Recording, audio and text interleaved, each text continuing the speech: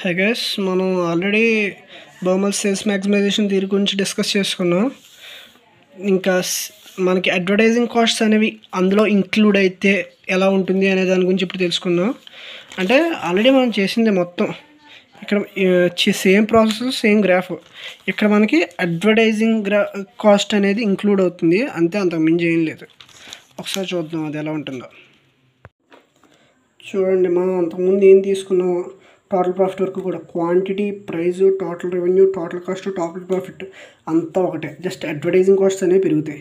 Advertising cost అనేది ఏంటంటే ఇదంతా కాస్త గజిబిజిగా ఉంది, సారీ వదిలేయండి.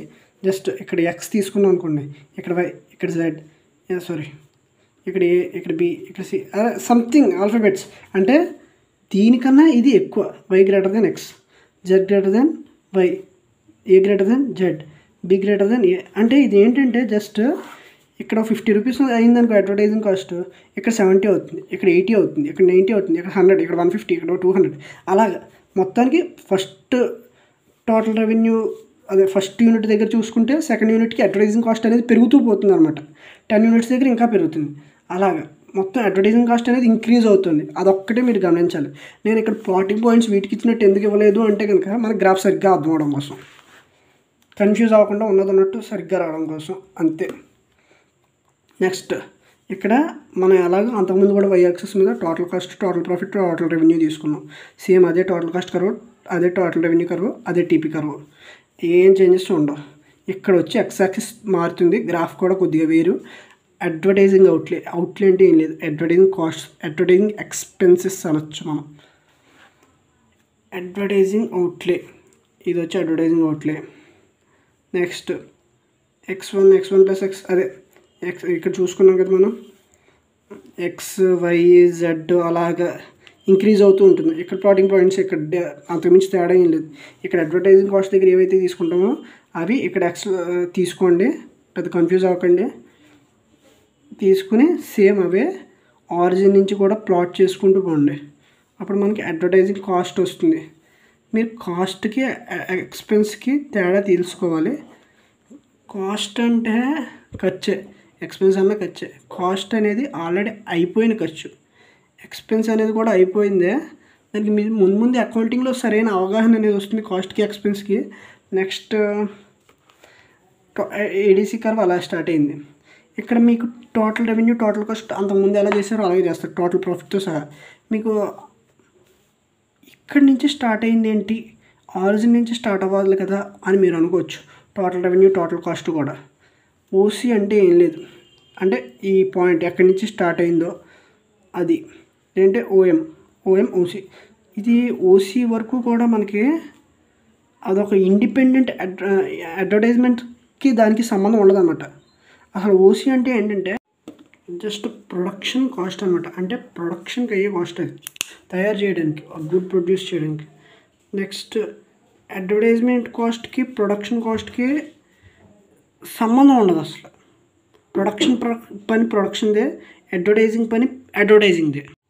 ఎందుకు అంటే కనుక మనం ఒకటి గుర్తుపెట్టుకోవాలి. ఇప్పుడు మనం ఒకటి ప్రొడ్యూస్ చేస్తున్నాం, అది గూడ్స్ ఇంకా మార్కెట్లోకి రాలే, ఇంకా ప్రొడక్షన్లోనే ఉన్నాయి. అప్పటి నుంచే అడ్వర్టైజింగ్ ఇవ్వడం మొదలెడతాం.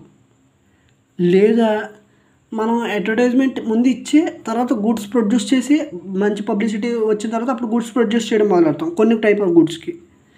అది అడ్వర్టైజ్మెంట్కి ప్రొడక్షన్కి సంబంధం ఉండదు. ఒకేసారి కాన్స్టెంట్గా జరిగితే జరగచ్చు, లేదంటే జరగకపోవచ్చు అని దాని అర్థం అనమాట. నెక్స్ట్ ప్రొడక్షన్ ఇక్కడ ఫస్ట్. అండ్ అదే రీజన్ ఇక్కడ మనకి ఆరిజిన్ నుంచి అడ్వర్టైజ్మెంట్ కర్వ్ స్టార్ట్ అయినప్పటి నుంచి ఈ total cost, total revenue curve అనేది స్టార్ట్ అవ్వకపోవడానికి కారణం అదే, ఇప్పుడు నేను చెప్పిన పాయింట్. అండ్ నెక్స్ట్ ఒకటి ఏంటంటే మనకి గ్రాఫ్ అర్థం అవ్వాలంటే కనుక, పూర్తిగా 100% అర్థం అవ్వాలంటే కొంచెం ప్రాక్టికల్ నాలెడ్జ్ అనేది ఖచ్చితంగా ఉండాలి మనకి. నెక్స్ట్ మినిమం ప్రాఫిట్ లైన్ కూడా మనం చూసినట్టే ఓకేలా ఉంది. నెక్స్ట్ ఇక్కడ ఇది ఒక్కటే మనకి ఎక్స్ట్రాగా యాడ్ అయింది. నెక్స్ట్ ఇందాక మర్చిపోయాను, production cost, expense, expenditure. Cost అంటే ఏంటి అసలు చూడండి. ఎక్స్పెన్స్ అంటే జనరల్గా రోజు జరిగే ఉండే ఎక్స్పెన్సెస్. ఎప్పుడూ కూడా శాలరీస్ అదొక ఎక్స్పెన్స్, లేదంటే ఎలక్ట్రిసిటీ అదొక ఎక్స్పెన్స్. ఎక్స్పెండిచర్ అనేది వన్ టైం ఎక్స్పెన్స్ అని చెప్పుకోవచ్చు. ఎక్స్పెన్స్ అంటే ఎప్పుడు జరిగే ఖర్చు, ఎక్స్పెండిచర్ అలా కాదు. ఎక్స్పెండిచర్ ఏంటంటే ఇప్పుడు ఒక రిఫ్రిజిరేటర్ కొన్నాం, అది ఒక ఎక్స్పెండిచర్. లేదంటే ఎయిర్ కండిషనర్ కొన్నాం, అదొక ఎక్స్పెండిచర్. లాంగ్ టర్మ్ పర్పస్కి ఏదైతే ఖర్చు చేస్తామో, దేని మీద అయితే లాంగ్ టర్మ్ పర్పస్ ఇన్వెస్ట్ చేస్తామో అది ఎక్స్పెండిచర్. టాంజిబుల్ అసెట్ మీద ఏదైతే లాంగ్ టర్మ్ ఇన్వెస్ట్ చేస్తామో అది ఎక్స్పెండిచర్. జస్ట్ డైలీ బేసిస్ చేసేది లేదంటే మంత్లీ బేసిస్ చేసేది ఎక్స్పెన్స్ అవుతుంది. అండ్ కాస్ట్ ఎక్స్పెండిచర్ ఎలిమెంట్స్ ఒకటే ఉంటాయి, కానీ కాస్ట్లో చాలా రకాలు ఉంటాయి, చాలా థియరీస్ ఉంటాయి కాస్ట్కి సంబంధించి. అది ముందు మనకి అకౌంటింగ్లో బాగా తెలుస్తుంది. ఇక్కడైతే పెద్ద తేడా ఉండదు ప్రజెంట్ మన థియరీ ప్రకారం, ప్రజెంట్ డీల్ చేసేదాని ప్రకారం. మనం ఇప్పుడు ఒకసారి ఈ డినోషన్స్ ఆఫ్ చూద్దాం. ఓసీ అంటే ప్రొడక్షన్ కాస్ట్, అంటే ప్రొడక్షన్కి అయిన కాస్ట్ అనమాట. Next TP is equal to total revenue minus total cost. మనకు తెలిసిందే, ఈ గ్రాఫ్స్ గురించి పెద్ద చెప్పుకోకుండా. MP minimum profit line already మనం డిస్కస్ చేసింది. ఓక్యూ ఆల్రెడీ ఇవి కూడా మనం డిస్కస్ చేసింది. ఓక్యూ అంటే profit maximisation firm spending on advertisement. ఇక్కడ ఇందాక దానికి మనకు కాస్త డిఫరెన్స్ ఉంటాయి, ఇందాక గ్రాఫ్కి దానికి. ఓక్యూ అనేది అంటే ఈ పార్ట్ వరకు కూడా profit maximization firms spending, profit maximization firms ఏవైతే ఉంటాయో అడ్వర్టైజింగ్ మీద చేసే ఖర్చు ఓక్యూ. నెక్స్ట్ ఇక్కడ OC is always independent of అయితే ఇందాక చెప్పుకుంది. OS total revenue by profit maximisation firm. OS ఇంకోండి ఇక్కడ వరకు కూడా total revenue by profit maximization cost. ఇక్కడ మనం చూసినట్టయితే కనుక ఓఎస్ అలాగే క్యూఏ ఈ రెండు ఈక్వల్ అవుతాయి. అలాగే ఓటీ డిఈ ఎకనామిక్స్లో ఈ పార్ట్ అంత వాల్యూ ఇది అంతే ఈక్వల్ అవుతుంది అనమాట. అలాగే ఈటీ డిఓ అది మనం ఒకసారి ఎకనామిక్స్లో గ్రాఫ్ చూసేటప్పుడు అది మెయిన్ మనం అబ్జర్వ్ చేయాలి అసలు. నెక్స్ట్ ఇక్కడ చూడండి చెప్పాను కదా, OS is equal to QA. OS equals to QA. OD వచ్చి sales maximisation firm expenditure on advertising. OD sales maximisation firm యొక్క ప్రాఫిట్ మ్యాక్సిమైజేషన్ అనమాట. సేల్స్ మ్యాక్సిమైజేషన్ ఫార్మ్ యొక్క expenditure on advertising. Next OQ అనేది అదే సేల్స్ ప్రాఫిట్ మ్యాక్సిమైజేషన్ ఫార్మ్ యొక్క expenditure on advertising. ఇక్కడ sales maximization ఎక్స్పెండిచరే ఎక్కువగా ఉంది మనం చూస్తే, ఓడి గ్రేటర్ దాన్ ఓక్యూ.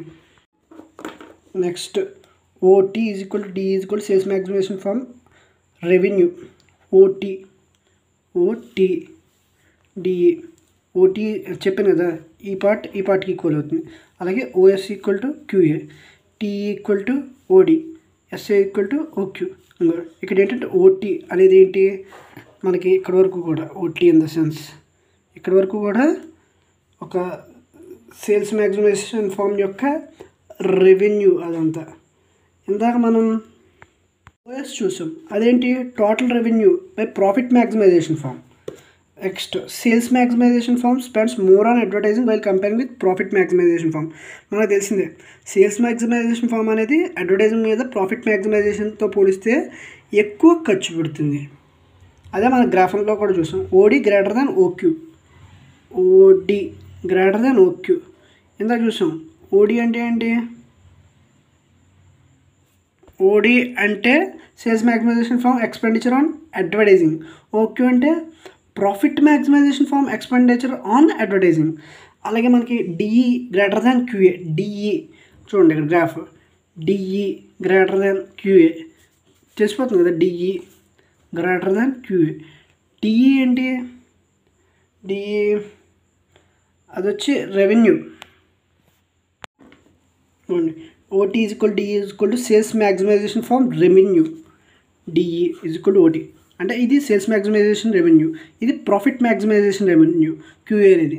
మనకు ఓవరాల్గా చూసుకుంటుంటే అడ్వర్టైజింగ్ కాస్ట్ అలాగే తద్వారా వచ్చే రెవెన్యూ కూడా రెండిట్లో కూడా సేల్స్ మ్యాక్సిమైజేషన్ ఫార్మ్ది ఎక్కువ ఉంటుంది పై చేయి. అండ్ నెక్స్ట్ మనం ప్రతి తీరికి క్రిటిసిజమ్స్ చూస్తాం, అలాగే దీనికి కూడా క్రిటిసిజమ్స్ ఉన్నాయి. రోసన్బర్గ్ కానీ ఆయన ఎలా క్రిటిసైజ్ చేశారో చూద్దాం.